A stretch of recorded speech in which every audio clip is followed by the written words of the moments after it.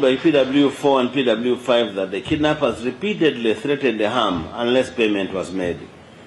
Era kigambibwa nti omujulizi namba 4 n'owokutaano bagamba nti abawa babiri mwagenda mu maaso n'okutiisatiisa okukola okuvuna ekusuuzani magala singa sente ezo ziba teziweereddwayo. PW37 testified that ransom collection attempts were arranged at Masaka Road and later at Matuga. Omujulizi namba 37 yagamba nti mwali mwateekawo we mulina okufunira sente ezo awasooka waali ku Masaka Road awalala waali Matuga. That the kidnappers demonstrated prior planning. Kimwe abaali bawambye mwagenda mu maaso nga mutegeka mukola enteekateeka. They demonstrated surveillance capability and operational discipline by detecting the presence of security personnel and aborting the collection exercises. Ntera mwagenda mu maaso nga mukozesa okwekenneenya n'okulaba we mugenda okufunira sente obadala ebitongole ebikumageddembe kyebiriiwo naye mwagenda kukiraba nti nga weebiri ensonga lwaki ennaku zino bbiri temwafunamu sente ezo. The intent to procure ransom can also be established through the voice audio recordings that were tendered in court through PW37. Nchera kigendererwa ky'okufuna sente nakyo kyagenda mu maaso ne kitegereze oba ne kibakasibwa mujulizi namba 37 mu butambi obwaleetebwa mu kooti ne bulabibwa. These were extracted on Exhibit 77, a CD. Era bino byali ku kapapula 77 era nga kaali katambi. In one of the recordings, WA00000, the kidnappers indicated to PW4 and PW5 that they did not want the money in installments and should not be counterfeit. Ntera mwagamba omujulizi ow'okuna n'owokutaano nti mwali temwagala sente za bitundutundu era mwali mwagala sente za biwozo. In another recording, WA0045, PW4 informed the kidnappers that he had only United States dollars 200,000. Era mu katambi akalala omujulizi oyo yagamba nti yalina dola za America 40,000. These are voice recordings. So in WA000012, the kidnapper directed PW4 to drop off the ransom using a Viz car. Ntera mu katambi ako mwalagira omuntu agenda okukola sente azireete ng'akozesa emmotoka ye. The voice recordings are confirmed by PW6 Renata Magara. Era akatambi kano akogerako kakwatagana n'obujulizi bw'omujulizi ow'omukaaga. Who set them up by downloading an automatic voice record application onto the phones of PW4 and PW5 from the third phone call up to the 19th of February 2018. Ntirani yasalawo okubanga ateeka okusimuye akatambi akanta akakozesebwa okulikodinga amaloboozi era n'agenda mu maaso ng'akateekako okubanga ennaku z'omwezi okutuusa ng'ennaku z'omwezi 12 ogwokubiri. PW18 Kanene Enoch, the digital forensic examiner, told the court that in one of the videos, again exhibit number 77, the deceased cried out for help to PW for the father, appealing to him to meet the kidnapper's demands so that she should be released. Ntera omujulizi namba 18 yagamba kooti nti omujulizi namba 4 ng'ekitawo omugenzi nti mu katambi ako kakalagibwa omugenzi Sone Magara yakabira kitawe nga amwegayira nti aweyo sente ezo asobole okuba ng'ateebwa. PW6 Renato Magara also told the court that she took pictures of the money using PW4's phone after counting it and confirming it was 200 in excess dollars. Ntera omujulizi ow'omukaaga Renato Magara yagamba nti yakuba ebifaananyi esente ezo nga tezinaba kuteebwa oba kuweebwayo gye muli ng'akozesa essimu ye era nga zimaze okubalibwa nti gyali $20 egya US dollars. Proof of this was extracted from PW4's phone and can be seen on pages 52, 53, 54, 56, 57 and 58 of the cybercrime report marked Exhibit 8 by PW18.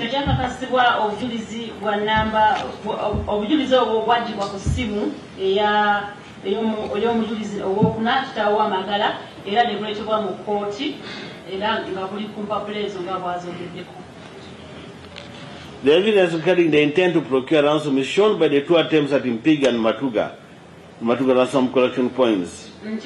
Obujulizi obulaga nti mwali muina ekigendero ky'okutwala ssente nnyingi bulagibwa mu Matuga ne Mpigi and Matuga. Ne Mpigi nga mwali mutaddewo nti omugenda okufunira ssente ezo. And collection at Kanaba Ndeje. Furthermore, during a scene reconstruction of the crime, PW37 testified that several accused persons, including Ajana Rakandi, A4, and Lubega Yusuf, A1, allegedly described the planning meetings held at Musafi Mosque. Omujulizi n'abasatu mu musanvu yagenda maaso n'agamba nti omuwawaabiro ow'okuna Nakandi Hajara ne Lubega Yusuf asooka nti mwagenda maaso ne mukola enteekateeka era nga mwagikolera mu muzikiti gwa Usafi. A4 Nakandi admitted she was selected to take custody of the victim because they were targeting a female. Nti Nakandi Hajara yalondebwa okuba nga akuuma omugenzi. This evidence points to a highly sophisticated operation which was carried out for the sole purpose of obtaining a ransom from the deceased family. Nti buno obujulizi bulaga nti mwali muina ekigendererwa ekyamaanyi ekyokuba nga mufuna ssente ez'obuliweeza ennyingi okuva mu family y'omugenzi. This account was independently corroborated by PW8 Jane Makumbi and PW9 Wasa Segawa, who witnessed a lady identified as PW7 drop a black laptop bag and phone near Ndeje. Era buno obujulizi bukwatagana n'obujulizi obw'omujulizi namba 8 ne namba 9 Jane Makumbi wamu ne Waswa nga bulaga nti akasawo oba ensawo omwaleetebwa ssente ezo yali ensawo etwalibwamu akakompyuta katono. PW9 and his companions saw a man resembling the late musician Mose, later identified as A5. Abubakar Kiawolwa.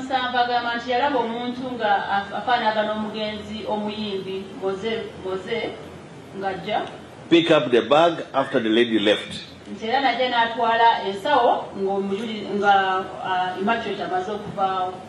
PW9 identified Abubakar Kiawolwa both in the parade and in the dock.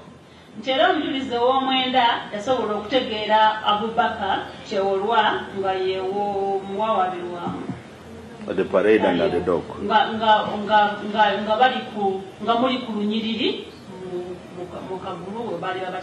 These eyewitness observations of the physical act of delivering and collecting the ransom money demonstrate that the group was actively engaged in receiving the proceeds of their crime.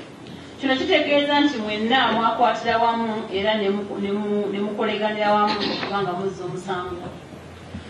most harrowing evidence of intent came on the 19th of February 2018, when PW4 received a parcel at Haas petrol station containing 2 silver fingers of his daughter and a memory card marked as a must-see video inside.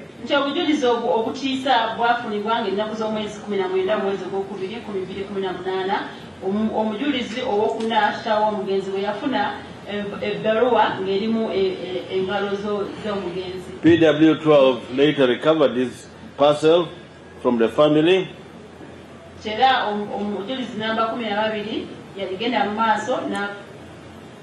Recovered this parcel from the family. While PW18 Kanene Enoch extracted the video from the SD card showing Susan Magara in visible distress, pleading with her parents to pay the ransom so she could be released. And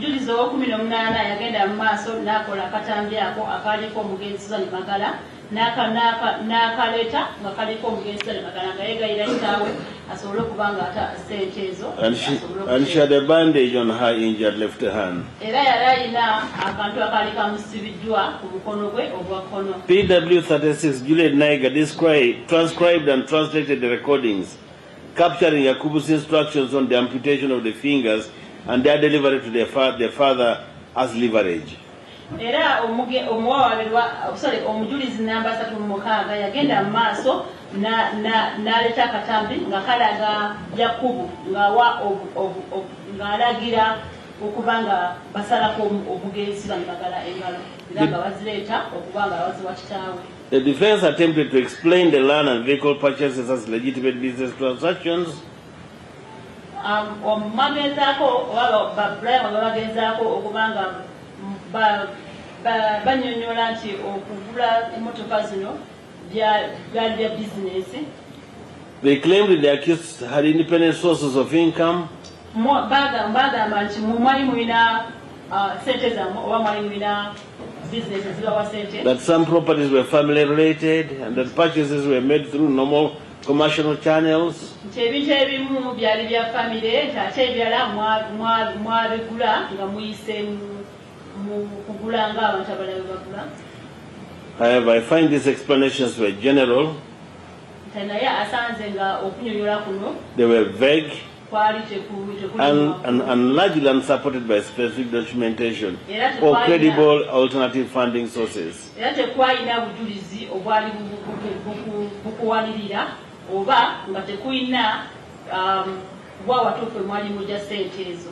And they did not adequately address the highly suspicious timing immediately following the ransom demands and collection.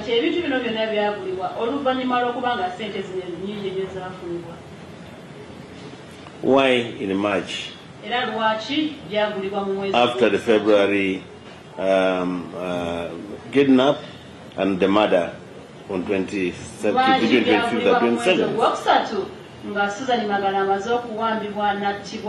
Immediately after the murder, then transactions of buying, a spree of buying property ensued.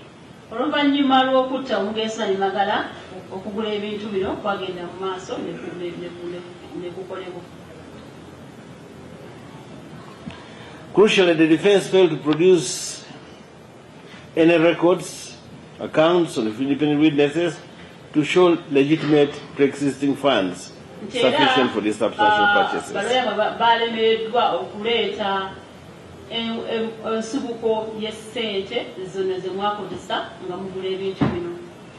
For instance, Yusuf Lubega could not substantiate as to how he said he had about 3 or 4 vehicles.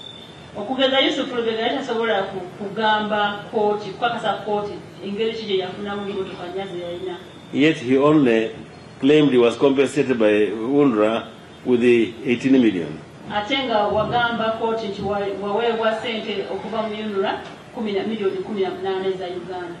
And so I find this agreement is proved beyond reasonable doubt.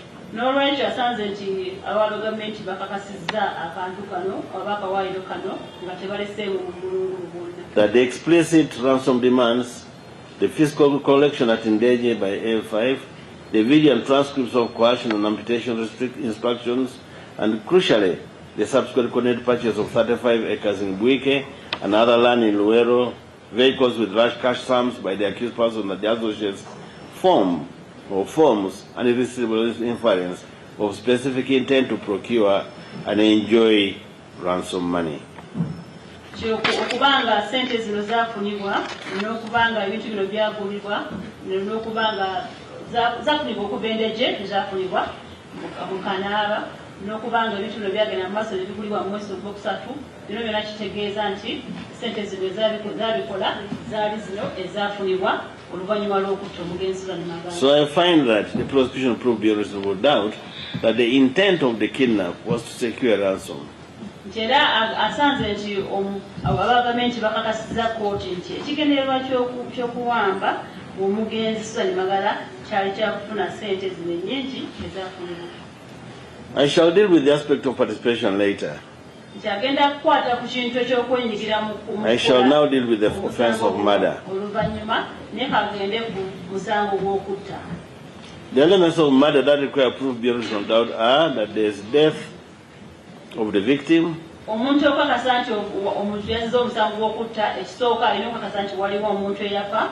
that the death was caused unlawfully. The death was carried out with malice aforethought. The accused persons participating in the commission of the offense or are responsible for the death. Death of the victim. The death of the victim was established through the recovery and formal identification of the body. The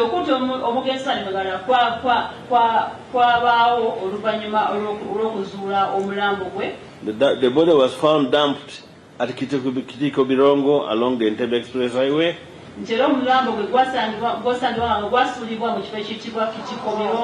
The victim's father, PW for John Magara, and Aunt Flora Magara testified the effect that they identified the body of Susan Magara at the scene.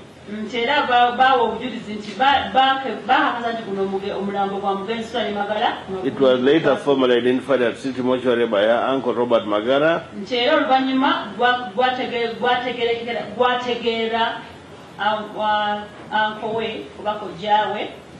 At City Mortuary. At City Mortuary, where they were now undergoing a post-mortem process. The post-mortem report of Susan Magara was tendered by PW3 Dr. Moses Biaruhanga, a pathologist.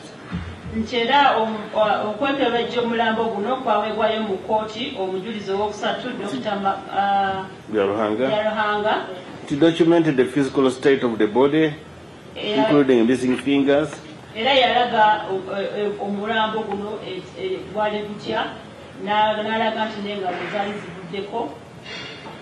And the cause of death was put as asphyxia.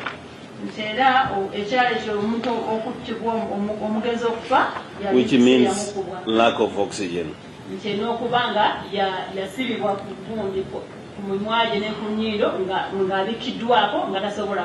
And the post-mortem report proving this fact was tendered in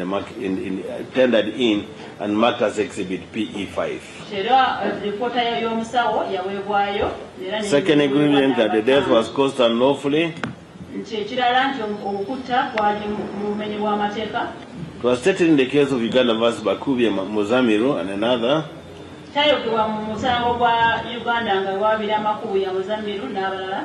But the legal position of the legality of death, or lack thereof, is that every homicide is presumed to be unlawful unless circumstances make it excusable.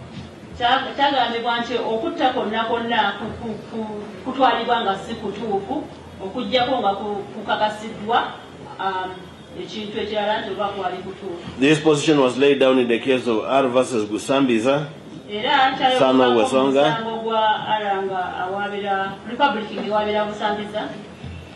The same position was restated in a call Patrick and others versus Uganda, 2006 HCB, where it was held that in homicide cases, death is always presumed unlawfully caused unless it was accidentally caused in circumstances which make it excusable.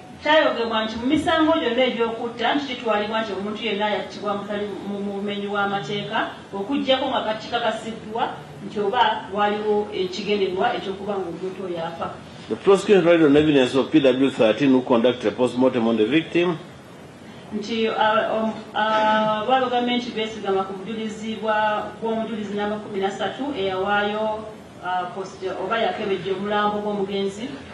The body was delivered to them on 27th of February.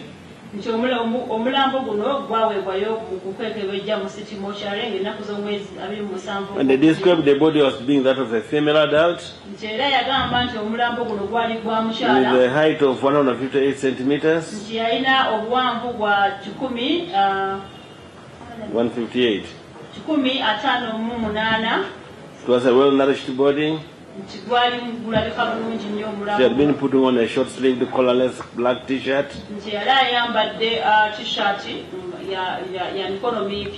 She was also putting on a black body tight trousers, black socks on a blue net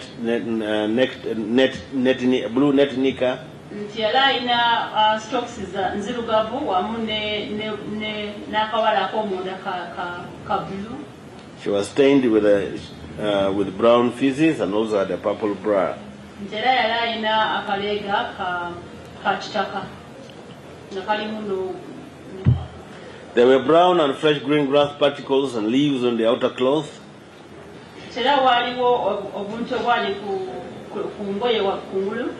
Fingernails and toenails were painted red and maroon respectively. Rigor mortis had set in already. Rigor mortis is a state of kind of shock. Everybody dies, a person dies. You find the person rigid and the way he died.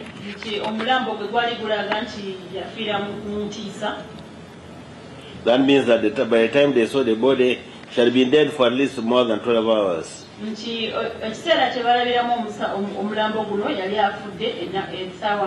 There was blood-stained floors on the nose and mouth.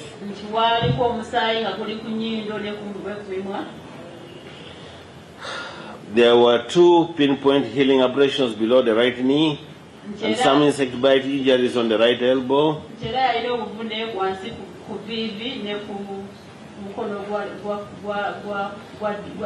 And the cause of death was described as asphyxia.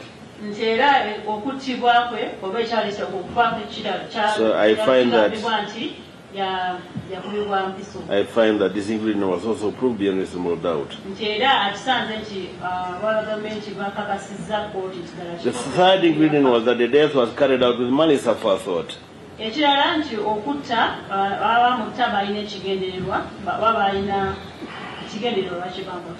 For a court to infer that an accused was killed with malice aforethought, it must consider if death was a natural consequence of the act that caused the death, and if the accused foresaw death as a natural consequence of the act.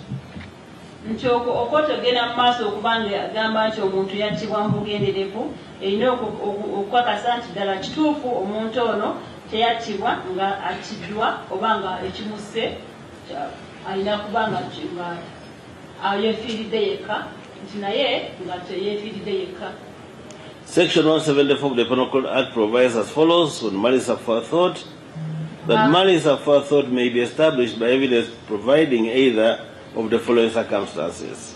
Akawaliro 17 ak'ekitabo ky'amateeka kagamba nti omuntu okuba nga atiddwa mu bugenderevu bino wammanga birina okuba nga biteekebwa mu nkola. 1. An intention to cause the death of any person. Nti waabaddewo ekigendererwa okuba nga omuntu attibwa. 2. With the knowledge that that act or omission causing death will probably cause the death of some person. Nti era nga waliwo okutegeera oba n'okukakasibwa nti omuntu eyakoze ekintu ekyo yakikoze ng'era agamba nti omuntu alina okufa nti oba n'omulala ayinza okufa. Although such an act is accompanied by indifference whether death is caused or not. Not mining. Ekintu ekyo ekikolebwa kiba kiraga nti oba omuntu ajja kufa oba tajja kufa.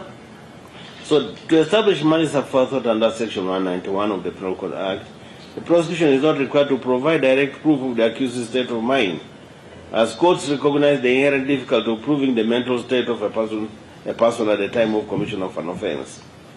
Okubanga omuntu akakasa nti omuntu yalina ekigendererwa ekyokutta omuntu mu kawaliro 10:91 ak'ekitabo ky'amateeka, aba gavumenti balina kugenda mu maaso n'okukakasiza ddala kituufu omuntu oyo alina ekigendererwa ekyokutta omuntu, wabula balina okuba nga beetooloolera ku ngeri ky'omuntu oyo gye yafaamu. Instead, the law relies on circumstantial evidence to infer intent, guided by the principles laid out in R versus Tubere. Nti naye amateeka geetooloolera ku bujulizi obukwatibwako oba buweereddwa nga bwe byayogebwa mu musango ogwo ogwogeddwako. In that case, the court gave the following guidelines of circumstances from which an inference of malicious intent can be deduced. Musango ogwo kooti yawa ebintu ebyo ensonga omuntu ate omuntu ng'alina ekigendererwa alina kuba ayogerwako atya oba omutegeerera ku ki. We look at the weapon used, ekisooka otunuulira ekintu ekikozesebwa, whether it was a lethal weapon or not. We also look at the body, the part of the body that was targeted. Whether it's a vulnerable part or not. And we look at the manner in which the weapon was used.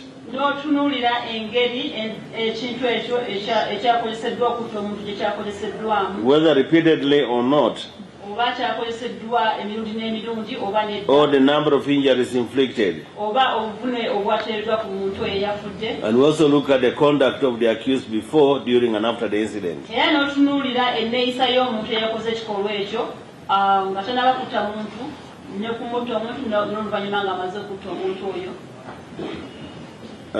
In Uganda versus Uwera, Nsenga, the court had occasion to hold as follows. A number of factors are considered when establishing malice aforethought in homicide cases.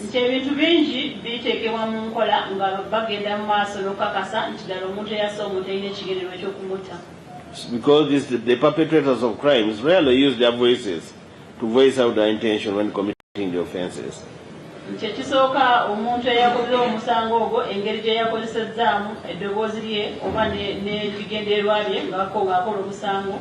Malice aforethought is therefore a state of mind.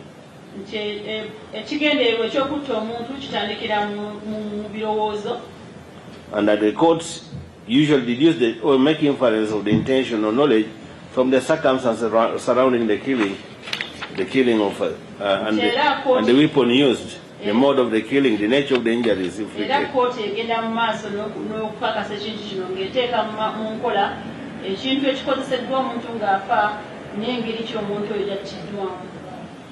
And the part of the body affected. And then the conduct of the accused. I will not explain the nature of weapon, the part of the body, the conduct of the accused before and after the committing of the offense, because it's straightforward. But there must be premeditation. The evidence reveals clear premeditation in this case. The group planned the abduction of at Usafi Mosque. They assigned themselves roles as testified by PW10 and PW37. They procured lines and ketamine.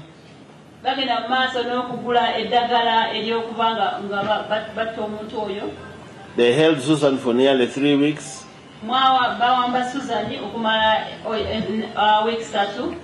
They amputated her fingers when the ransom was delayed.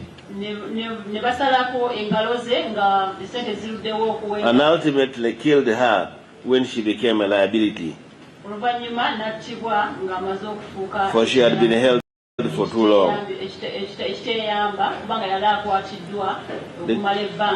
The communication matrix has testified by PW18 and PW43, and reconstructions show coordinated, deliberate actions over time, not a sudden, impulsive act.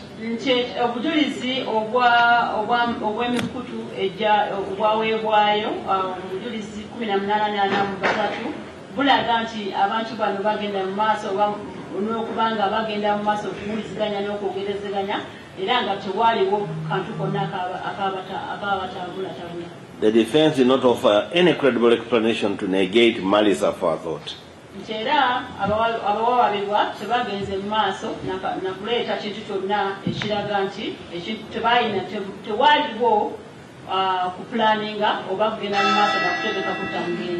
Their claims of torture and custom and alibis have no bearing on the circumstances of Susan's death, and no evidence suggested the killing was accidental or lacked intent.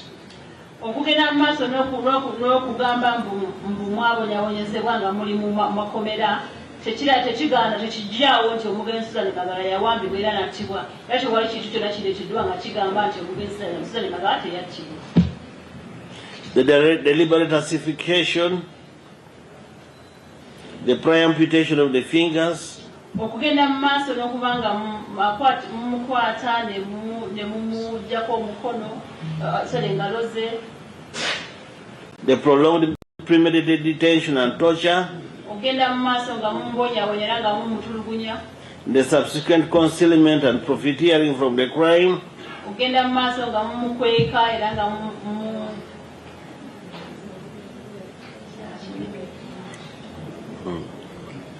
collectively demonstrate both express and implied malice. Byonna bigenda mu maaso okulaga nti waliwo ekigendererwa ekyokubanga omugenzi atibwa. This ingredient is firmly established in the case of Katoka Jubi, Uganda versus Katoka Jubi.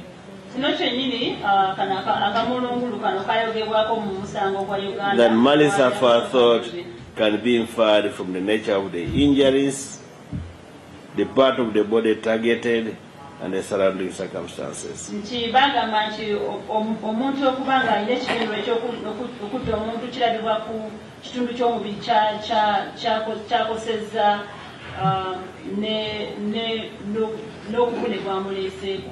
Furthermore, ossification is a progressive, highly physical process that requires sustained, uninterrupted effort over several minutes to transition from unconsciousness to death.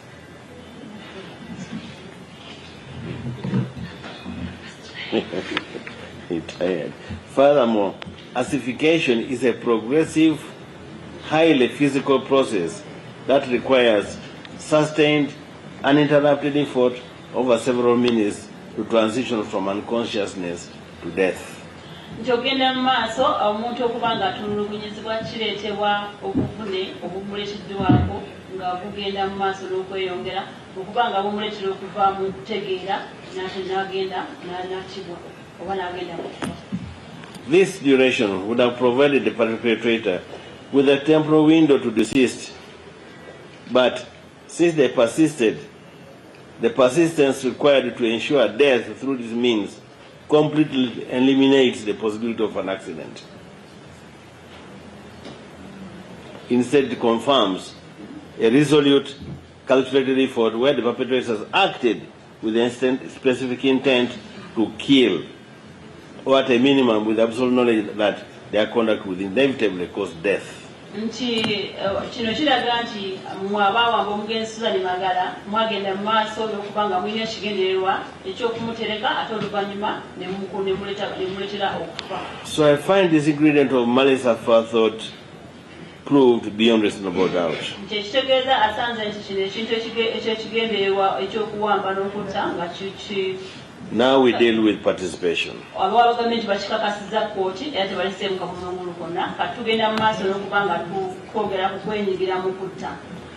Lastly, it must be proved that the accused persons participated in the kidnap and also in the murder of the victim.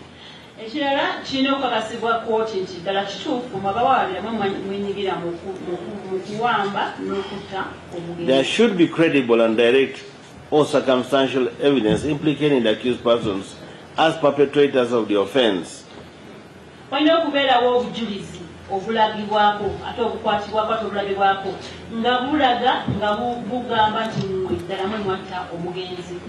Under Section 19 of the Penal Code Act, individual criminal responsibility can be incurred by being a direct perpetrator.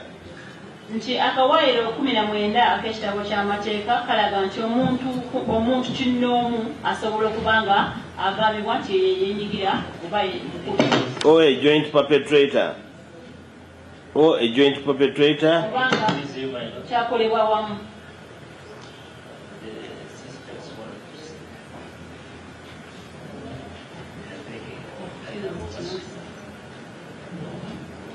The accused persons, okay.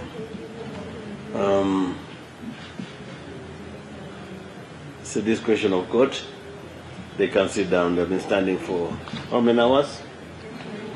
Okay. They can sit down. You can sit down and consider yourself still being in the dock even when you're seated down.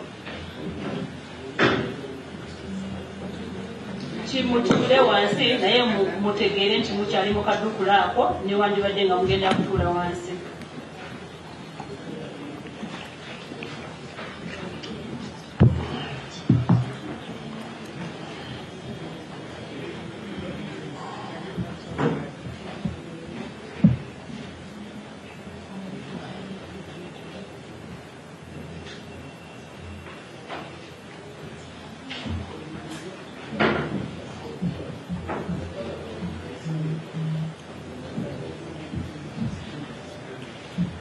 So, we continue.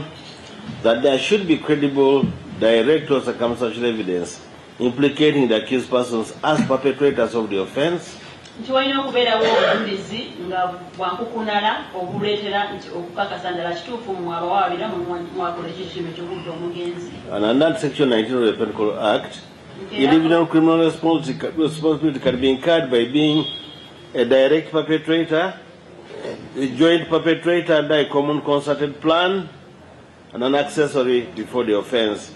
Nti era akawaayiro 19 ak'ekitabo ky'amateeka kagamba nti abantu bayinza okuba nga bali wamu nga bakoze or joint perpetrators, bali wamu oba ali omu oba nga alina banne ababenyigidde acting under a common concerted plan. Era nga mwenna mukolera wamu nga mulina ekigendererwa kyekimu. They can be accessories before the offense Oba muyinza okuba nga mukwataganira wamu by aiding or abetting, era nga mugezaako okuba nga mwagala okuzza obusango munna etc. So the evidence implicating the accused must show that the factum of kidnapping as well as intent to procure ransom and murder were known to them directly or at least by circumstantial evidence. Nti obujulizi obubanga babaleetera okugamba nti mwe mwaza omusango guno bulina okuba nga buboogerako era nga bulaga ddala kituufu mwe mwakola omusango ogwo. The prosecution relies substantially on circumstantial evidence Nti abagavumenti beesigamye ku bujulizi obw'enkukunala against the accused persons. obulaga nti ddala mwe mwaza omusango guno. It is the nature of evidence of surrounding circumstances which by undersigned coincidences is capable of proving a proposition with the accuracy of mathematics. Nti obujulizi buno obulaga nti ddala kiri ku mwaza omusango guno bujulizi bwetewerera ku ngeri ki omusango guno gye gwazzibwamu era newa we gwazzibwa n'engeri gye gwazzibwamu. The law holds that it is no derogation of evidence to say that it is circumstantial. Obujulizi amateeka gagamba nti obujulizi tebulina kuba nti tekigaana nti obujulizi kugamba nti obujulizi bwankukunala. Rather, it does not reduce the weight of the evidence. It remains evidence. Tebusala ku buzito bw'obujulizi naye obujulizi obusigala nga. However, each and every incriminating circumstance must be clearly established by reliable evidence. Naye buli ekigendererwa oba ebyetoolera ku bujulizi obwo birina okuba nga birabibwa nga obujulizi bw'omuweebwa. And the circumstances proved must form a chain of events Nti era obujulizi obuweebwayo bulina okuba nga butambulira wamu mu lunyiriri. from which the only irresistible conclusion about the guilt of the accused can be safely drawn. Nti okuba nga butandikira we bwatandikibwa n'okuba nga butuuka we buviira. Such that it remains as the guilt of the accused. Okuba nga buleetera ddala kituufu mmwe mulina kye mumanyi ku musango guno oba mwe mwagulisa.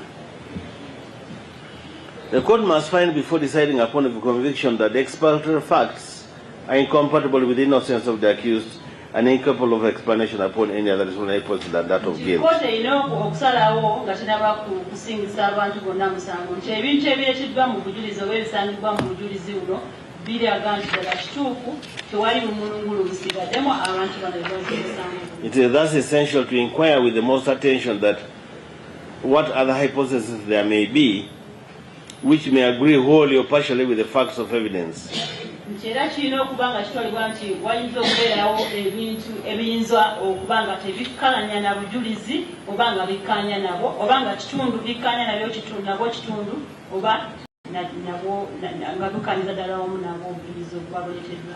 Though the prosecution is relying on circumstantial evidence, newankubadde nga abagavumenti beesigamye ku bujulizi obw'enkukunala, it must be woven together with a series of strands which includes the communication matrix, crime scene reconstructions, evidence, bulina okuba nga bukwatagana oba bwekuusa ku bujulizi obulala, obujulizi obwava mu bitongole eby'amasimu, photographs showing vehicles both, emisango gye gwazzibwa, ebifaananyi ebyaleetebwa mu kooti.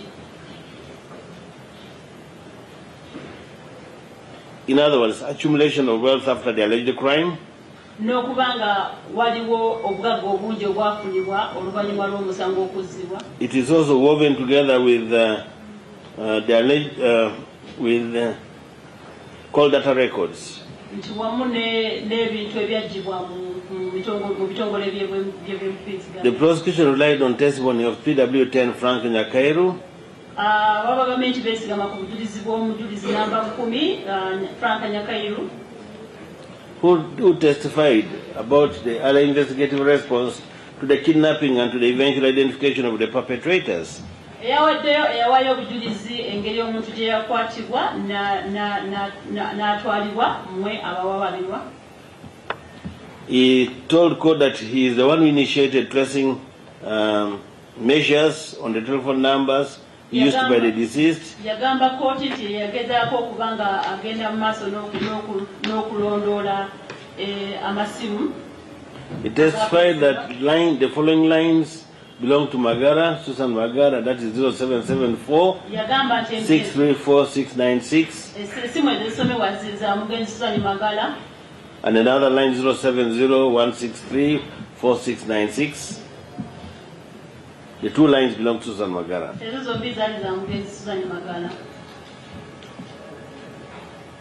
The evidence of PW10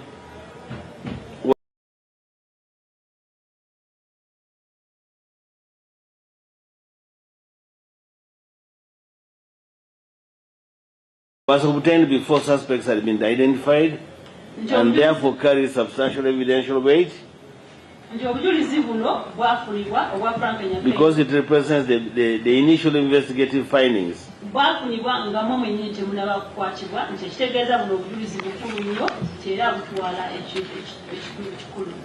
That witness also testified that they formed a multi-agency task force for investigating this offense and using some numbers which were identified belonging to Biensi, Yakub Biensi and Lugolobi.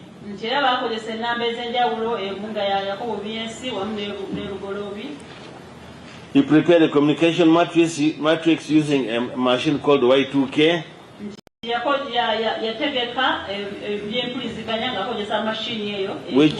Which then showed Yakum Biensi's associates.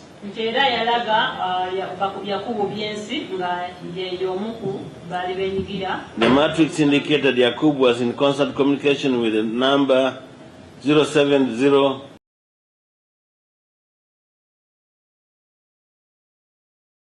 318-422 of Yusuf Luega.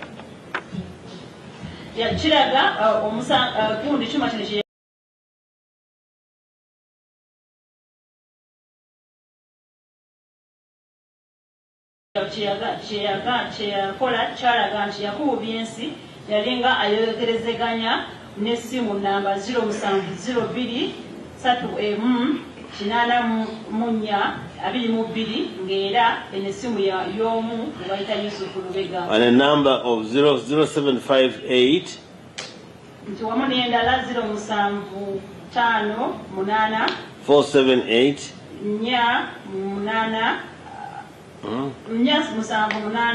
810 belonging to Hakim Bugolobi. The witness further told the court that the matrix he prepared indicated that all the accused persons, namely Yusuf Lubega,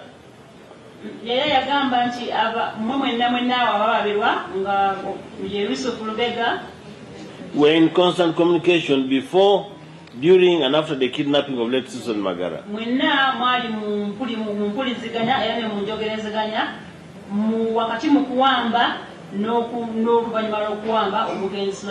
The witness prepared a technical report and a communication matrix, which was admitted in court, marked as Exhibit 1. The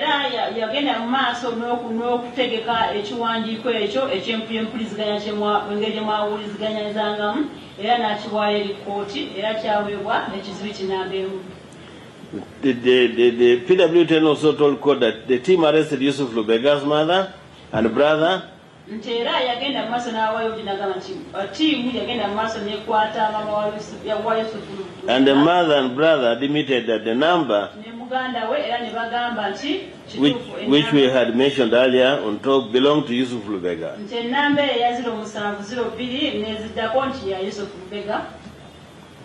PW10 told court that there were two numbers which were marked in two different locations. nti era yagenda mu maaso n'agamba kooti nti waliwo ennamba bbiri ezaali And indeed, when he when he checked using his mobile money application, that number attributed to Lubega Yusuf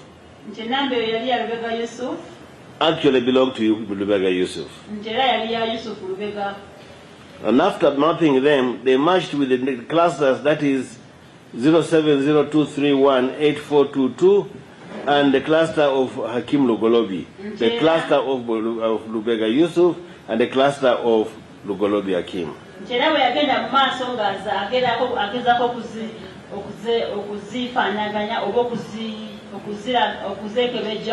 Yagenda okusanga nti nga ennamba eno n'endala gye twayogedde zonna zaali ziri mu mpuliziganya ya Lubega Yusuf wamu ne Hakim Lugolobi.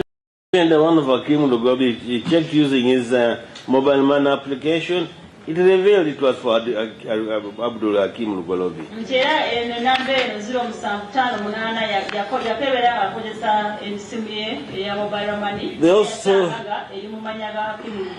They also the prosecution relied on evidence of Kanene Enoch, PW18, a forensic expert, analyst. He analyzed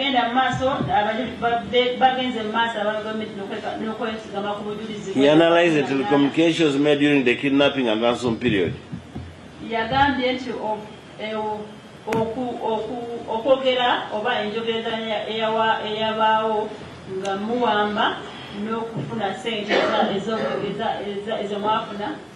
In his cybercrime report, he established that 0758478810 in the names of Hakim Lugolobi was in the same location in Masaja Zana. Nchera yakisanga nti essimu ya Hakim Lugolobi eyogeddwa yali mu kifo kyekimu ekya Masaja Zana. When an unknown number, anonymous caller, in the names of Owino James, called PW5.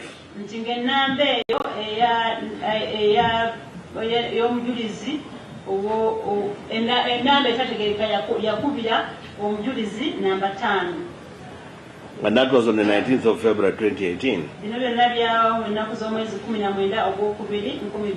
And that this is the very anonymous number which was in communication with the number, with another number, 0757. 0757 008 906, which was in Isma Bukanya's name at Namasuba.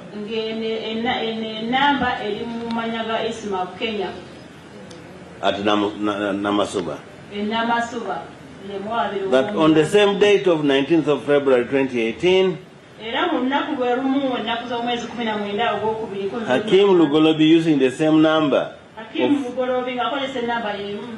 communicated to 075951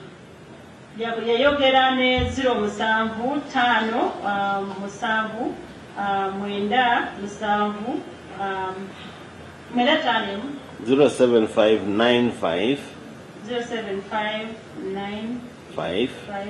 100 47 registered in the names of Mahad Kisalita. The number which was also linked to the anonymous number of Owino. That in his analysis, the numbers, the ones attributed to Yusuf Lubega's name, and 0704715578 belong to Yakubu Ediensi.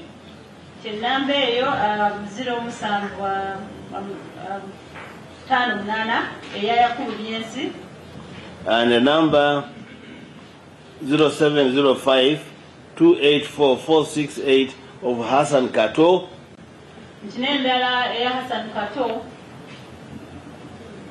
And then another one 072444-634 of Abbas Musa.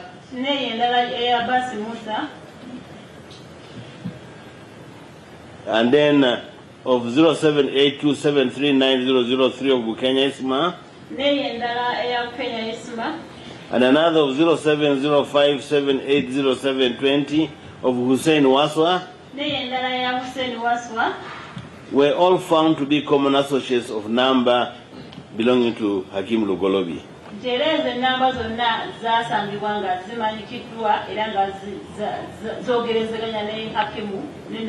And they were found in the same location of Namasuba, Masajason, and this can be found on page 36 of the forensic report.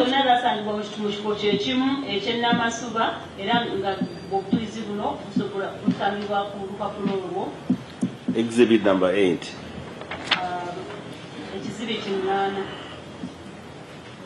PW18 further established in his report that Yusuf Lubega's number was used in Matuga at the same time when the unanimous number ending with 481 communicated to PW for John Magara.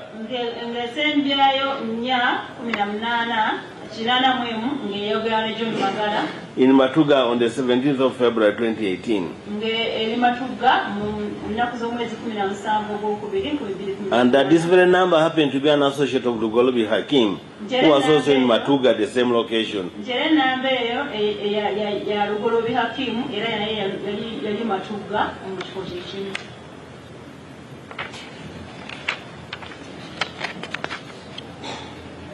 The prosecution also relied on the evidence of PW21 Inspector Chichot Robert,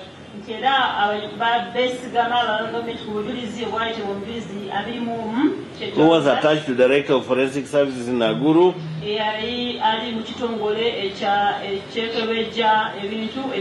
and he was central in documenting the various crime scenes connected to the kidnapping and murder of Susan Magara. His testimony was professional, it was objective and supported by photographs, with sketch plans, with the scene reports and video recordings, all of which were admitted into evidence. It was in this evidence that on 27th of February, he was dispatched together with other forensic officers with PW37, the lead investigator, to Kitiko Birongo village off the Kajansi Munyonyo Express Highway, following information that the body of a female believed to be Susan Magara had been recovered.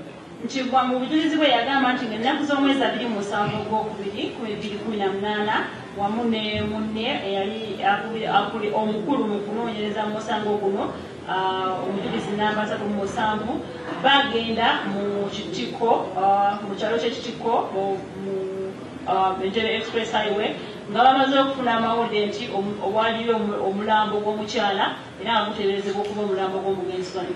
It was his evidence that he prepared a sketch plan, he photographed the scene and compiled a scene report, which was admitted as Exhibit 10, Exhibit 11, and Exhibit 12 respectively.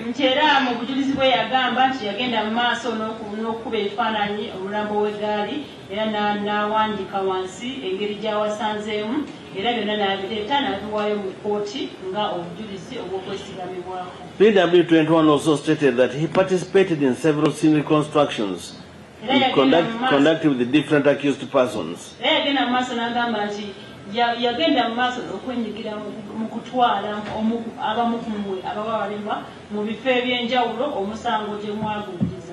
That on 14th of May 2018, A1 and A5, Nakandi and Abubakar Chalowa, voluntarily led investigators to a parcel of land in the Buike district. Ennaku z'omwezi 14 ogwokubiri yagenda mu maaso nti yatwala Yusuf Lubega ne Nakandi Hajara mu kifo awateebereza okuba ng'omwagula ettaka erisangibwa mu Buikwe district. And during the reconstruction, the accused explained that the land measuring approximately 35 acres had been purchased using part of the ransom money obtained from the family of the deceased. Nchera nga ogenda mu maaso n'okubabuuza mwamugamba nti ettaka eryo liweza eka 35 lyagulibwa nga mukozesa ssente ezimu ku ssente ezaava mu ssente ezo ze mwafuna ennyingi ezaava mu famire y'omugenzi. That he recorded that the entire reconstruction exercise was on video.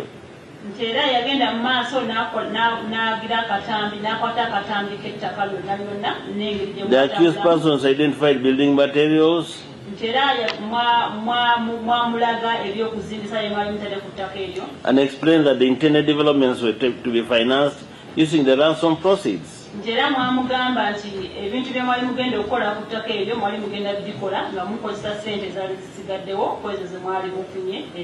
On 15th May, he participated in another reconstruction exercise in Luero.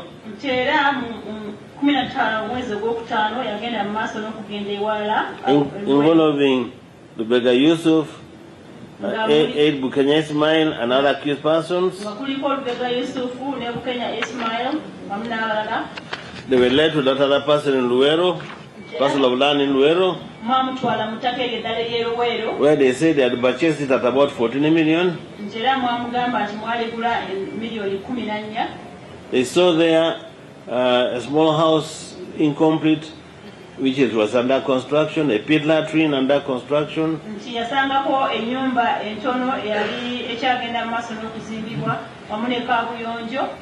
cassava gardens, fencing poles, and building materials. And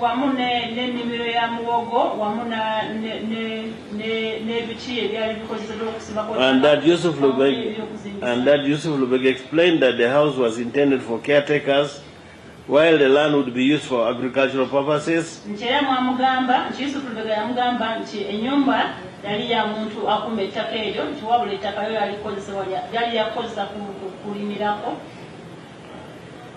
PW121 further testified regarding the reconstruction conducted with A4 Hajar Nakandi and A5 at Natete and Upper Konge.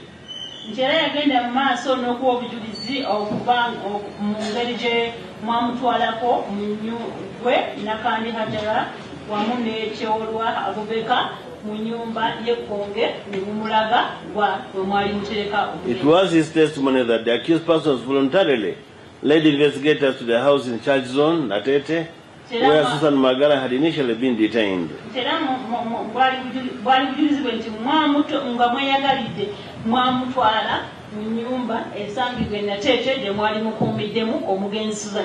But during the reconstruction, A4 demonstrated how she cared for the deceased, escorted her to the bathroom, and confirmed that Susan Magara was blindfolded and her mouth sealed with adhesive tape throughout her captivity. She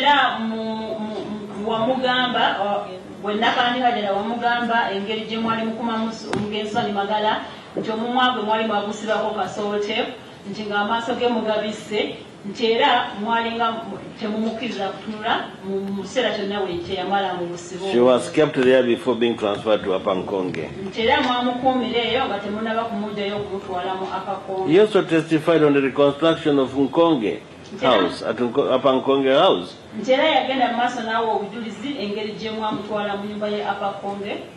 And A4 identified the bedroom in which Susan Magara had been confined after being transferred from Natete.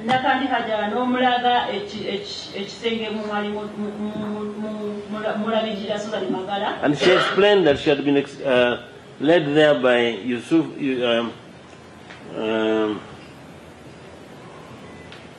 by Yakub while blindfolded.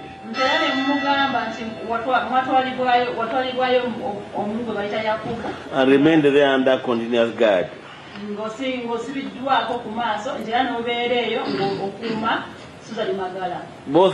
and A5 identified the roles played by various members of the group.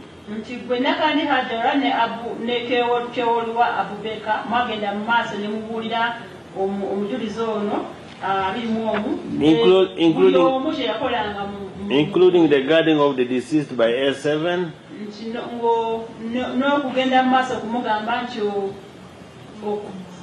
Kato Hassan, the delivery of the ransom money to Nkonge House by A5, Bubakar Charua,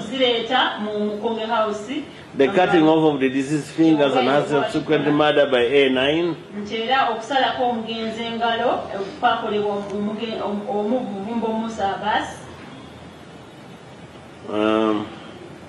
PW21 documented these reconstructions through photographs and video recordings, thereby preserving the accused person's demonstration of the various crime scenes and their respective roles.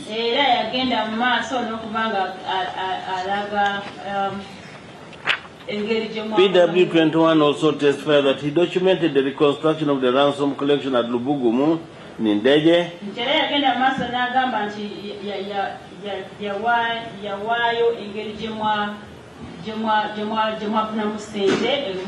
and during this exercise, A5 led investigators to the precise location where the ransom bag containing $200,000 US was picked.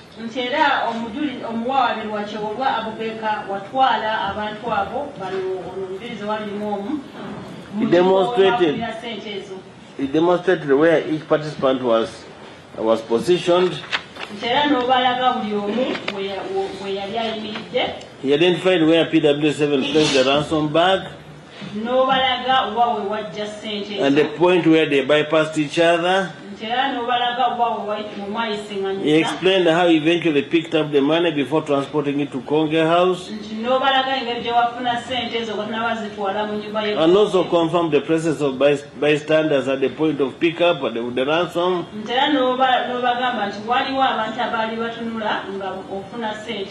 And this was corroborated by PW9, who is now one of the witnesses who identified A5 at the scene of crime. This reconstruction materially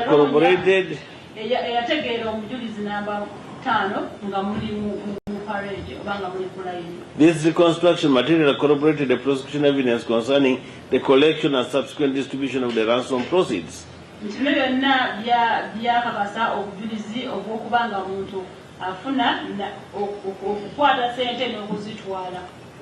PW21's evidence is of much value because it provides objective forensic documentation of the crime scenes,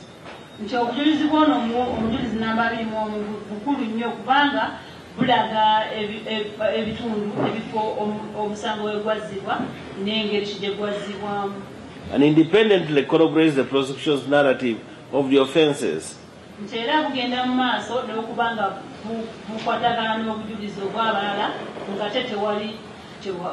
His testimony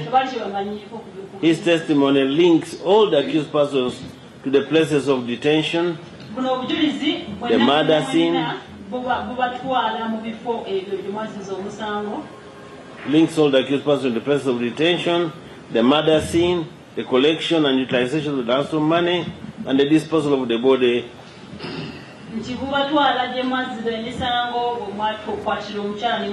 As one piece of evidence.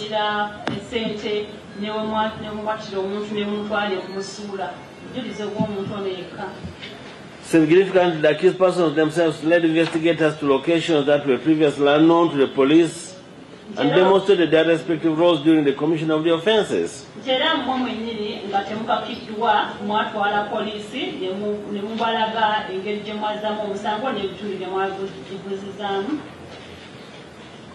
PW21's evidence corroborates the evidence of other investigating officers.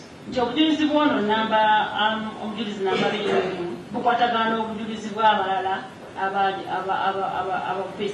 well as the forensic experts and other prosecution witnesses.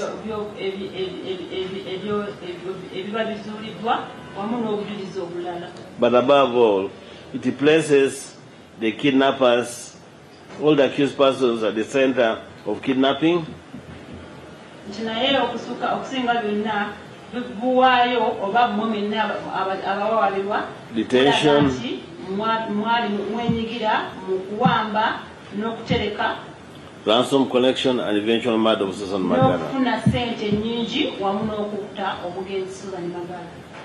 This evidence is further corroborated with the testimony of PW22, ASP Muhangi Adam. Era buno obujulizi bukwatagana n'obujulizi obw'omujulizi namba 22 nga yitibwa Muhangi Adam, who was a police officer attached to the Director of Forensic Services. Yali ofisa wa poliisi yali mu kitongole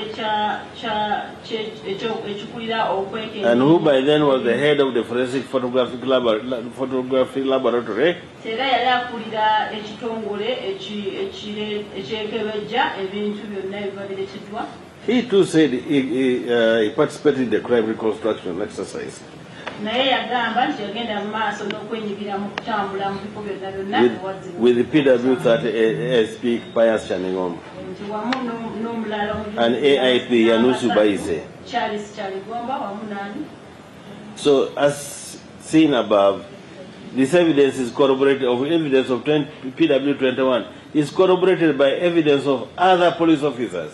Nti obujulizi bw'ono namba 21 bukwatagana n'obujulizi bw'abalala abapoliisi ofisa ba poliisi. PW22 stated that on the 30th of April he was with Afande Chaningombe Pius and Baise Yunus at the police headquarters where they were briefed by the Kampala Metropolitan Commander, then Olal Johnson, and later by Grace Akulo. Yagenda amaaso n'agamba nti ng'ennaku z'omwezi 3 omwezi ogwokuna 2008 yali wamu n'aba police officers be boogedde. That they were briefed about the exercise. Era bagenda mu maaso n'okutegeezebwa ku bintu bye bagenda okukola. And after briefing them, the two suspects, Nga bamaze A1 Lubaga Yusuf and A8 Bukenya Ismail, were taken to them by Wandera, by what Desire Wandera. Nti nga bamaze okubabuulira bye bagenda okukola abawawabirwa asooka Lubega Yusufu wamu ne Bukenya Ismail. They went and inspected the various crime scenes. Batwalibwa gye bali omu gwe bayita Wandera, yani batwalibwa mu bifo eby'enjawulo emisango gye gwazzibwa. So they went and inspected the various crime scenes, starting with the Usafi Mosque. Nti bagenda mu bifo by'enjawulo emisango gye gwazzibwa nga batandika n'omuzikiti gwa Usafi. And they documented their findings. Era ne bawandiika bye baazuula. They were led to another place in Makina Makaizon, Era batwalibwa mu kifo ekirala ky'e Makindye Makai, where they had first attempted to kidnap Susan Magara, but they aborted. nti wewaali we basookera okwagala okuwamba omugenzi Susan Magara. Then they led them to voluntarily led them to Lunguja, Era ne mubatwala e Lungujja to a tarmac stretch, which led to Susan Magara's home, mu luguudo olulimu kola where they kidnapped her from using a motor vehicle Karina UAK, where they kidnapped her using a Karina. omwami wambira nga mukozesa emmotoka ya Kalina. And when you look at the videos, this is confirmed in the video exhibit number 54 that was played in court, where A1 is seen explaining the type of vehicle that they used, and later confirmed by A8. Nti bw'otunuulira vidiyo eno mu kiwandiiko ekyaweebwayo ekiriko namba 54, omwaliro asooka Lubega Yusufu nga annyonnyola engeri gye bawambamu omugenzi n'emmotoka gye baakozesa. The above evidence is corroborated by PW33, Lule Moses, who told his honorable court that on 2nd of May 2018, A1 led him to Isaac's garage located in Nalukolongo, and upon reaching the premises, A1 identified motor vehicle registration number UAK 140U. Nti era obujulizi buno bukwatagana n'obujulizi obwa omujulizi namba 33 yagamba nti ng'ennaku z'omwezi 2 omwezi ogwokutaano 2018 nti omujulizi omuwaliro asooka Lubega Yusufu yamutwala mu kifo eky'e Nalukolongo, yasanga emmotoka namba UAK 140U. 1040U. And he took photographs Era n'agikuba of ebifaananyi. the same vehicle. Era n'agikuba ebifaananyi. After the scene of kidnap, the two suspects, A1 and AA, told the team that they knew where Susan Magara was first confined. And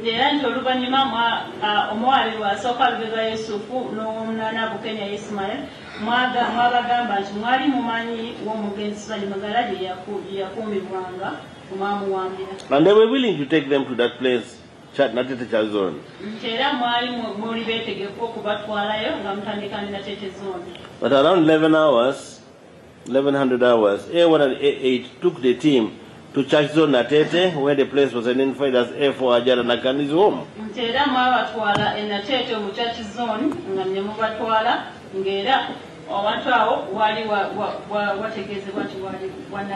They observed, took pictures, and recorded that the house was in a perimeter wall and had two entrances.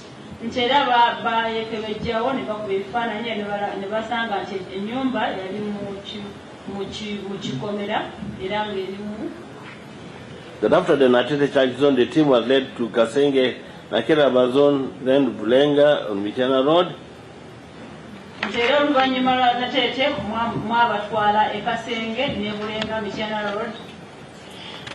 The following day, 1st of May, after the team was briefed by AIGP Akulo, who was the director of CID then,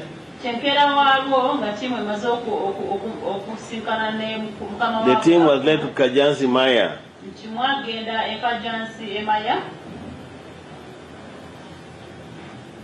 where they had placed, the kidnappers had placed phones, and for their,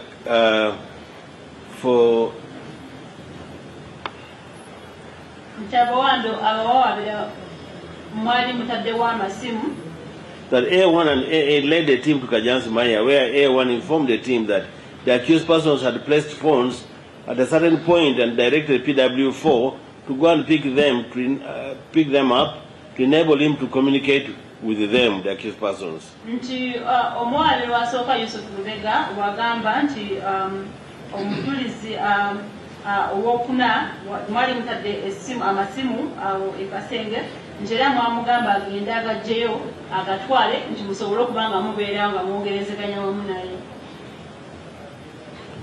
From there, they were also led to a place on Massacre Road at Ocean Energy Petrol Station,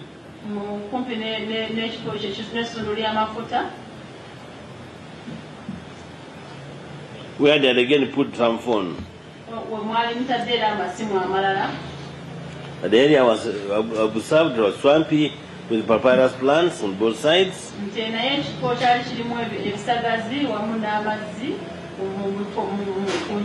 And that's where they placed the phones, near some signposts, as was seen in the exhibit number 54.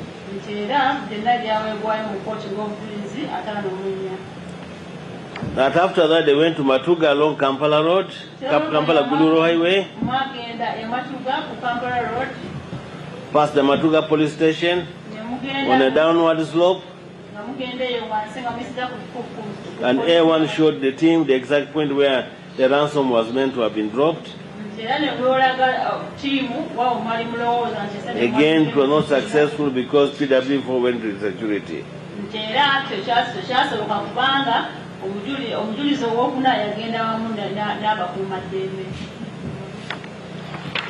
They also taken to another ransom pick point along Entebbe Road. PW22 stated that A1 told them that the ransom was $200,000, which was equivalent to about 700 million, and this is corroborated by PW4, PW5, PW6, and PW7.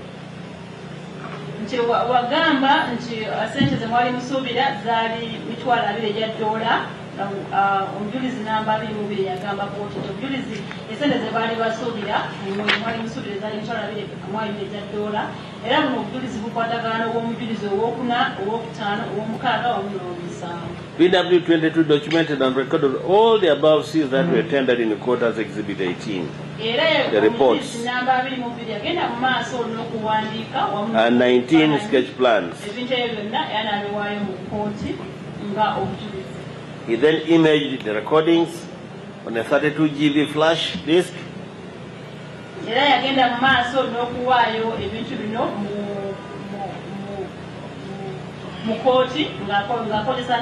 that Exhibit 54 was played in court, showing all the places described above.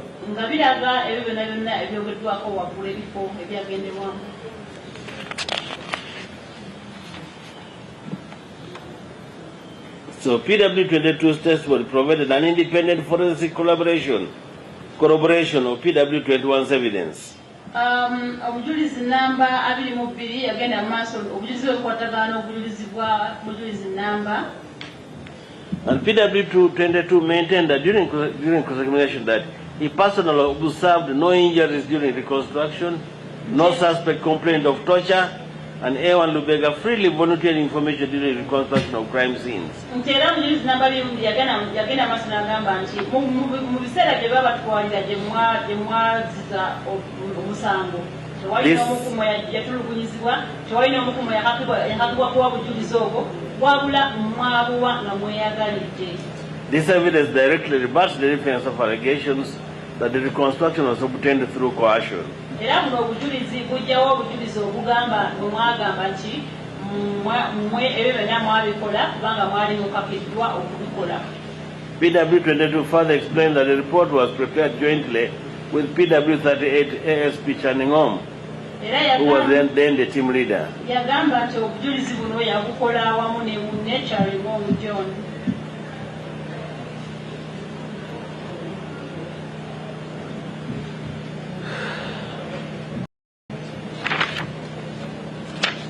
PW 40's evidence directly follows and corroborates the evidence of PW 38, Pius Ranigom, who had earlier testified that after completion of the reconstruction exercises, he received the custody of the flash disk, which is Exhibit 54, from Muhangi Adam PW 22.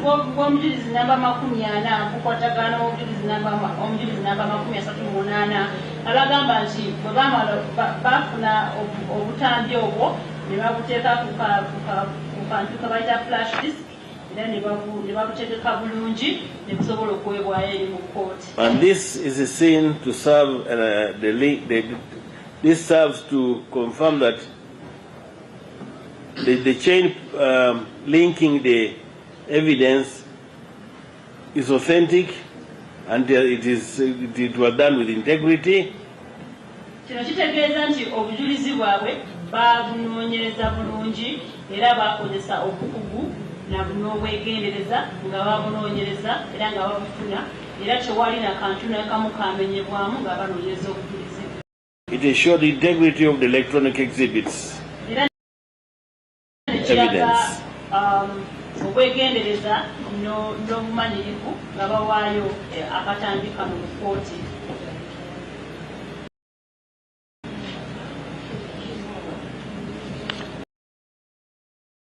PW 37 further told court that the accused person revealed that interview and since contact that out of the ransom money they bought 9 vehicles and land. Omujulizi namba 37 yagamba kooti nti omwage bwe yagenda mu maaso n'okuwabuuza mwamugamba nti mu ssente ze mwaweebwa mwagula ettaka wamu n'emmotoka. And this confirms the prosecution's narrative that the kidnapping was committed for financial gain and that the ransom money was subsequently disputed among the participants for a common purpose of acquisition of properties to benefit the Muslim widows and orphans. Kitegeeza nti ekigendererwa ky'okuwamba n'okutereka n'okutta kyali kigendererwa kya kufuna ssente nnyingi okubanga mwegaggawaza n'okubanga mugenda mu maaso n'okugaggawaza. This is corroborated by the fact that they procured commercial vehicles and a big chunk of land near Lake Victoria for commercial agriculture. kino kiraga nti obujulizi buno bukwatagana n'obujulizi obulaga nti mwagula amamotoka ne mugula n'ettaka ddene kumpi n'ennyanja Nalubaale. To strengthen this assertion, the prosecution relied on the evidence of PW25 Luganda Geoffrey, who told court that he sold his land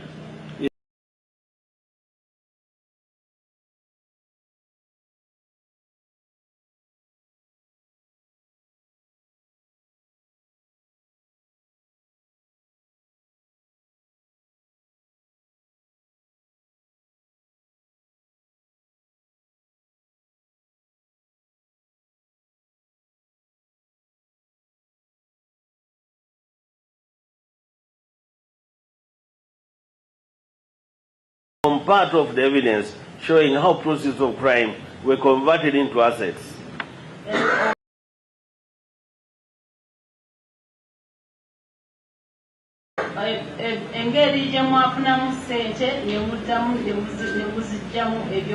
The significance is not merely that the land was purchased, but that several persons acted jointly in the acquisition process.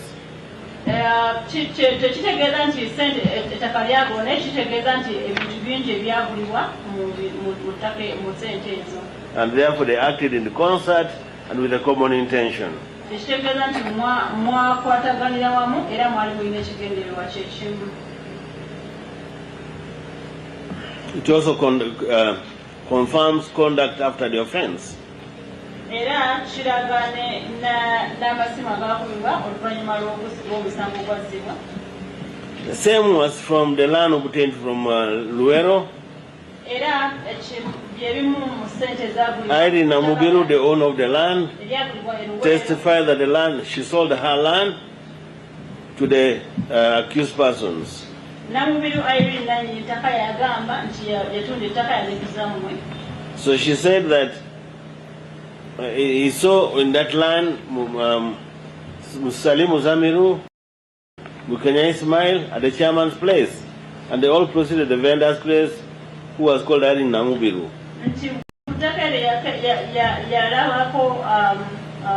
Kenya Ismail,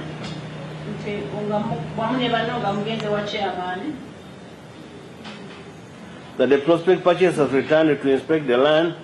Later on, possibly identified as Lubega Yusuf, Salimu Zamiru, Bukenya Ismail. Yes. Nti abali bagamba okugula ettaka omwakomawo ku ttaka eryo era nga yemmwe Lubega Yusufu, Salimu Zamiru wamu ne Bukenya Ismail. In each of the instances, the land sale agreements were made and signed.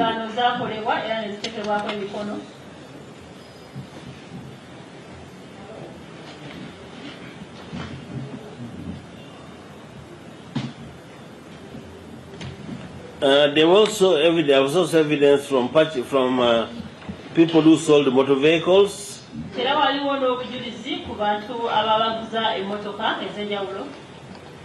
instance, Mutebi Kigula, who was a businessman dealing in used motor vehicles at Ndeba.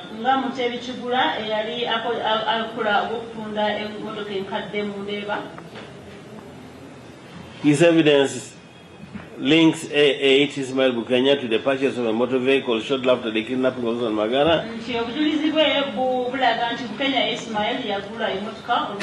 He sold the UAV 138G Isuzu Elf to him.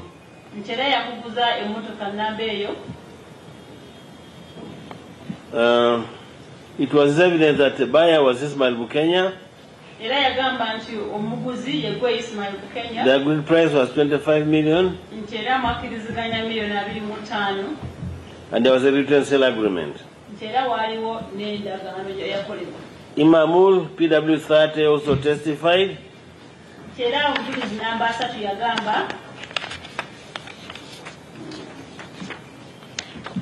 to the various sale of land of a motor vehicle, Rosa, bus, which he first sold to John Mugamba, and later on Hadija bought it.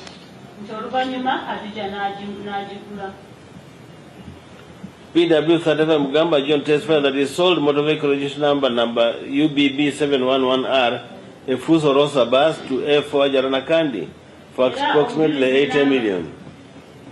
Namba asatu mutano yagamba nti yaguza Nakandi Fuso omotoka ya Fuso milioni 80 million. Milioni 8. PW 35 identified in court the document that confirmed the 10 million had been paid and the vehicle was to be transferred to in Air Force name. Ntera yagamba nti milioni 10 zaali zisasudwa era emotoka yali ngegenda kubanga ekyusibwa ngateekebwa mu mannya ga Nakandi Haja.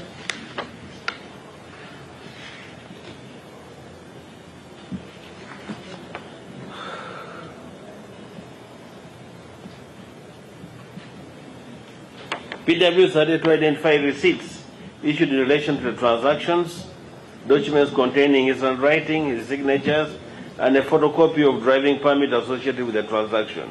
Nti omujulizi namba 32 yasobola okutegeera receipts ezaali zakozesebwa mu kutuusa ssente n'omukono gwe kwe yateeka ku ndagaano era ne kopi ya driving permit ye n'abiraga court.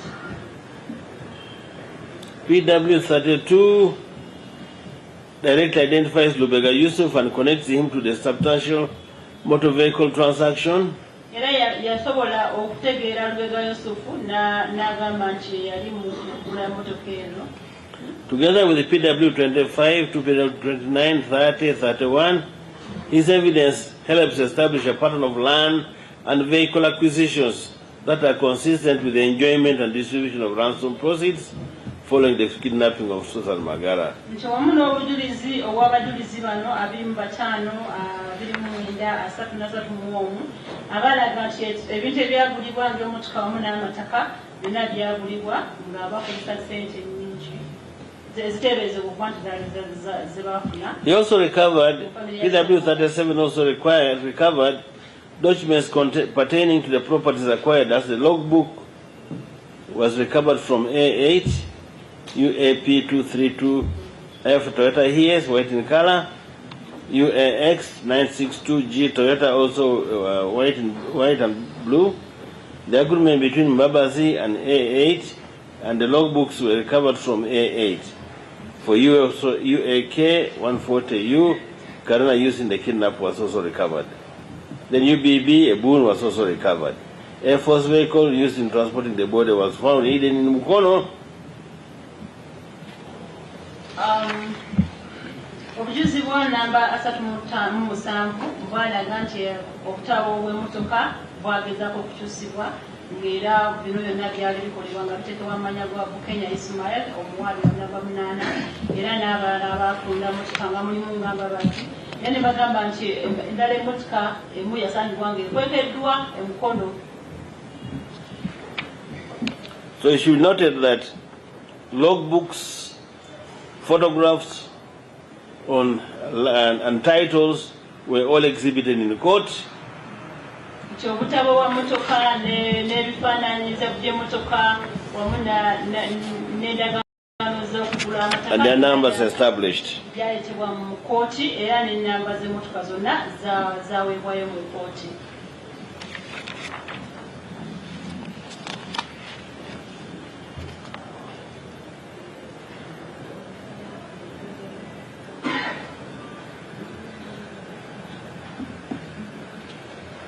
Other persons' evidence which is of value were from witness number 15 onwards. 15, we also had the PW 20, Musumba Dennis, who did the arrests of the accused persons.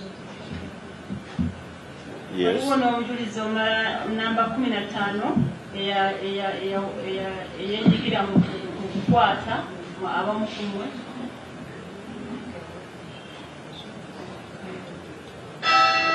On conduct, it was submitted that the conduct of the above accused persons was not consistent with, was not that of innocent people.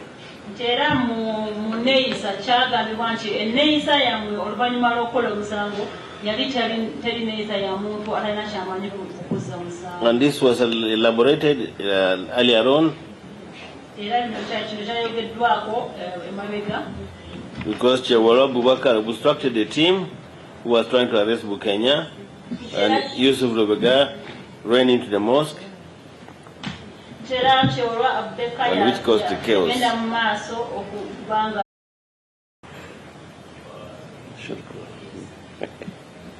Well, unless we say we have a break a little. Okay, let's have a 10-minute break. Thereafter, I'll come back and summarize and wind up.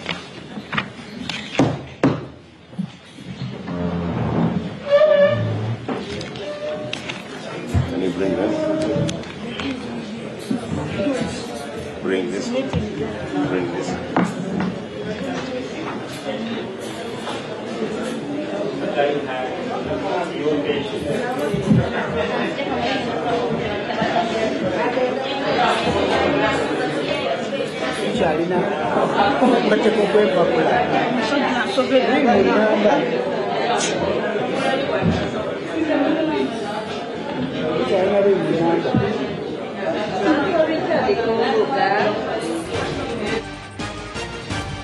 NBS happening now.